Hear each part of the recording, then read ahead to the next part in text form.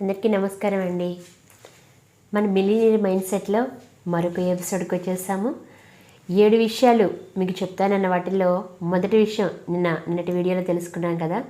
అంటే మనం ఎవరినో బ్లూ ప్రింట్ని ఫాలో అవుతూ గుంపులో ఉండాలని ఆశిస్తూ ప్రత్యేకంగా ఉండడానికి ఇష్టపడక భయపడుతూ ఈరోజు బ్రతుకుతున్న మన జీవితంలో భయంతో నిండిపోయి ఎక్కువగా నిందిస్తారేమోననే భయం, ఓటమి పాలవుతామేమోననే భయం, ఒంటరి వాళ్ళం అవుతామేమోననే భయం, అందరిలో నుంచి బయటకు వస్తే సపరేట్గా ఉంటామేమోననే భయం, ఇలాంటి చాలా భయాలతో ఉన్నామని ఆత్మవంచన చేసుకుంటూ అబద్ధపు జీవితంలో జీవిస్తున్నామని తెలుసుకున్నాం కదా.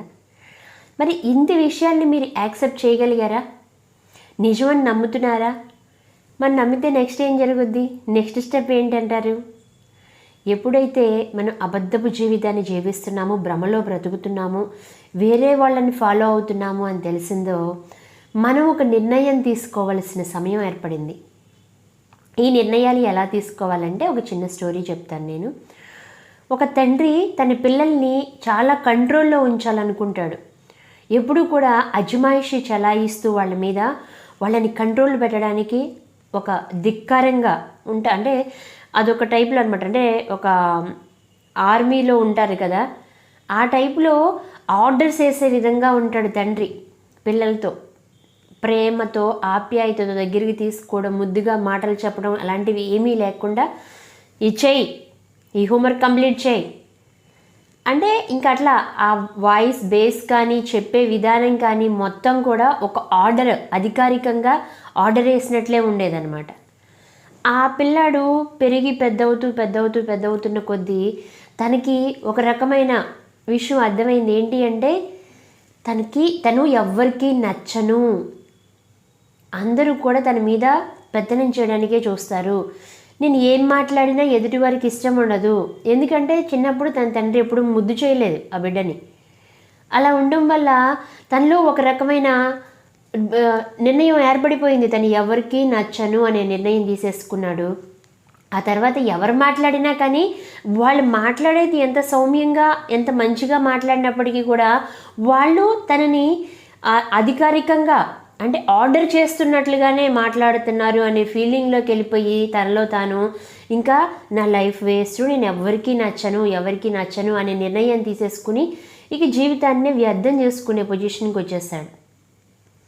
అంటే చూడండి, ఒక నిర్ణయం తీసుకోవడానికి ముందు తను ఆలోచించలా, తన తండ్రి అలా ఎందుకున్నాడు, ఎందుకు అలా బిహేవ్ చేస్తున్నాడు, మిగిలిన వాళ్ళు ఎలా మాట్లాడుతున్నారు అనే ఒక రకమైన మేల్కొల్పు అతనిలో లేదు, ఒక జాగృతి అతనిలో లేదు. అది లేకపోవడం వల్ల తను తీసుకున్న నిర్ణయం వల్ల తన లైఫ్ అంతా బాధపడుతూనే ఉన్నాడు, కష్టపడుతూనే ఉన్నాడు, ఇబ్బంది పడుతూనే ఉన్నాడు, కుర్చించుకుపోతూనే ఉన్నాడు. ఎప్పుడు ఒకవేళ మనలో ఎవరైనా నేను ఎవరికి నచ్చను అనే ఫీలింగ్ ఉంటే కనుక తన పాతకాలం జీవితంలో తన జీవితంలో ఏదో జరిగి ఉంటుంది. ఎవరో అలా తన యొక్క ప్రేమని యాక్సెప్ట్ చేయకుండా, అంటే ముద్దు చేయకుండా ఎక్కడో తనని అధికారంతో తొక్కేస్తున్నట్లుగా ఫీల్ అయ్యారు అనే ఉద్దేశానికి వచ్చి, అది అక్కడ నాది కాదు, ఇది అతని యొక్క ప్రవర్తన అనే విషయం తెలుసుకున్నప్పుడు అది వదిలేయగలుగుతాము. నిజంగా ప్రతి ఒక్కరం కూడా చాలా అద్భుతమైన వ్యక్తులు. అతను తీసుకున్న నిర్ణయం వల్ల తన లైఫ్నే పాడు చేసుకున్నాడు. ఈరోజు మనం ఒక నిర్ణయం తీసుకోవాల్సిన పొజిషన్ ఉంది. మనం జీవితంలో ముందుకు వెళ్ళాలి అనుకునే పొజిషన్ ఉంది. ఇదంతా కూడా మనం ఇప్పటి వరకు భ్రమలో బ్రతుకుతున్నాము అనే అవగాహన మనకు వచ్చింది. మరి మనమైతే ఎలాంటి నిర్ణయం తీసుకుంటాము? ఎలాంటి నిర్ణయం తీసుకుంటే మన జీవితం బాగుంటుంది అని ఆలోచించాలి కదా. మరి ఆ ఆలోచన స్టార్ట్ అయిందా? ఏమి నిర్ణయం తీసుకోవాలి? మాకైతే ఓకే, ఇప్పుడు యాక్సెప్ట్ చేసేసాం, మేము ఇదంతా భ్రమలో బ్రతుకుతున్నాము, ఇప్పుడు నిజంగా బ్రతకాలంటే ఏం చేయాలి, ఎలా బ్రతకాలి అంటే ఫస్ట్ యాక్సెప్ట్ చేయాలి. ఏంటంటే ఈ సృష్టికి, ఈ యూనివర్స్కి అద్భుతమైన శక్తి, ఎంత గొప్ప క్రియేట్ చేసే శక్తి ఉందో మనకి కూడా అద్భుతాలు చేయగలిగే శక్తి ఉంది అని నమ్మాలి. నమ్మకమే మనల్ని ముందుకు తీసుకెళ్తుంది. ఎందుకంటే మనం ఇప్పుడు ఫాలో అవుతున్న బ్లూ ప్రింట్, ఈ అద్భుతమైన అనంతమైన శక్తి ఏదైతే ఉందో ఆ శక్తి యొక్క బ్లూ ప్రింట్ని ఫాలో అవుతున్నాం. దానికి క్రియేట్ చేసే పవర్ ఉంది, హీల్ చేసే పవర్ ఉంది. ఒకళ్ళతో ఒకరిని కలిపి ఉంచే పవర్ ఉంది, ప్రేమను పంచే పవర్ ఉంది. అలాంటి పవర్స్ అన్నీ ఈరోజు మనలో ఉన్నాయని నమ్మాలి. మనం కూడా మన జీవితాన్ని అద్భుతంగా క్రియేట్ చేసుకోగలమని నమ్మాలి. మనకి ఏం కావాలో ఎలా ఉండాలనుకుంటున్నామో ఆ ప్రతి దాన్ని కూడా మనం సృష్టించగలిగే సృష్టికర్తల మనమేనని నమ్మాలి. మన జీవితం మీద పూర్తి బాధ్యత మనదేనని, మన జీవితంలో ఏం జరిగినా కానీ దానికి పూర్తి రెస్పాన్సిబిలిటీ మనదేనని నమ్మాలి. ఈ జీవితంలోకి వచ్చినప్పుడు ఇక్కడ మనం ఒంటరిగా ఎలా అయితే వచ్చి ఒంటరిగానే ఎదుగుతూ ఉన్నామో అలాగే మన జీవితంలో ప్రతిదీ జరిగే ప్రతిదానికి కూడా నా యొక్క మానసిక స్థితే అని చెప్పి మనం నమ్మాలి. ప్రతిదీ అద్భుతాలు చేయగలిగే, ప్రతి విషయంలో కూడా అద్భుతాలు చేయగలిగే శక్తి సామర్థ్యాలు మనలో ఉన్నాయని నమ్మాలి. అలా నమ్మినప్పుడు మాత్రమే మనం అద్భుతాల్ని చేయగలుగుతాము.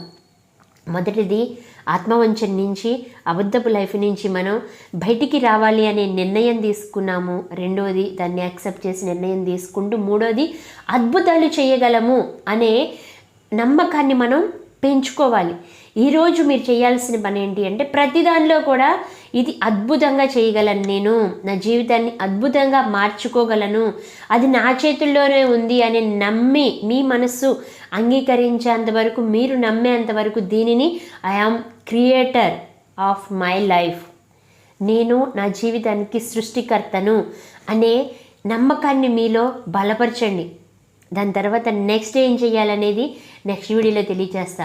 మై డియర్ ఫ్రెండ్, ఈ 3 విషయాల్ని మీరు పక్కాగా చక్కగా మీ జీవితంలోకి అన్వయించుకున్నప్పుడు మీ జీవితం ఉన్నతమైన స్థానానికి వెళ్తుంది. రాబోయే రోజుల్లో ఇంకా అద్భుతమైన వీడియోస్ని మన ఛానల్ ద్వారా ఇవ్వాలనుకుంటున్నాము. మై డియర్ ఫ్రెండ్స్, మనం ఈరోజు ఏదైతే చెప్పుకున్నామో అది ఎఫర్మేషన్గా తీసుకోండి.